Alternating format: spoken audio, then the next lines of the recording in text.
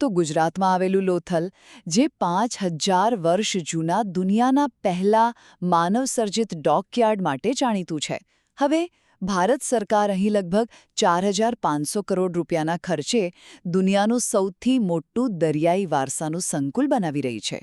આ પ્રોજેક્ટ આપણા સમુદ્રી ઇતિહાસને ફરીથી જીવંત કરી દેશે. તો પહેલી વાત, આ પ્રોજેક્ટ કેટલો મોટો છે અને એના મુખ્ય આકર્ષણો કયા છે? આ કોમ્પ્લેક્સ 400 એકરમાં ફેલાયેલું હશે અને હા, અહીં દુનિયાનું સૌથી ઊંચું એટલે કે 77 મીટરનું લાઇટ હાઉસ મ્યુઝિયમ બનવાનું છે. એટલું જ નહીં, વિશ્વની સૌથી મોટી ઓપન એક્વેટિક ગેલેરી અને ભારતનું સૌથી ભવ્ય નેવલ મ્યુઝિયમ પણ અહીં જ હશે, જેમાં INS નિશાંક જેવા જહાજો પણ જોવા મળશે. બીજું, અહીં માત્ર જૂની વસ્તુઓનો સંગ્રહ નથી થવાનો, પણ ઇતિહાસને ફરીથી બનાવવામાં આવશે. કઈ રીતે? તો હડપ્પન સમયમાં લોકો કેમ રહેતા હતા એ બતાવવા માટે લોથલનું એક નાનું રીક્રિએશન તૈયાર થશે. આ સિવાય 14 અલગ-અલગ ગેલેરીઓ, 4 થીમ પાર્ક અને ભવિષ્ય માટે એક મેરીટાઈમ યુનિવર્સિટી પણ બનશે. અને છેલ્લે, આધુનિક સુવિધાઓ અને સ્થાનિક વિકાસ.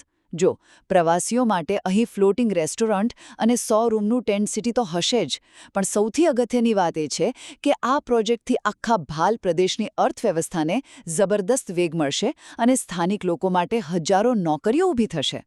ટૂંકમાં, લોથલનો આ પ્રોજેક્ટ માત્ર ભારતના ભવ્ય દરિયાઈ ભૂતકાળનું જતન નથી કરતો, પણ ભવિષ્ય માટે શિક્ષણ, પ્રવાસન અને આર્થિક તકોનું પણ સર્જન કરી રહ્યો છે.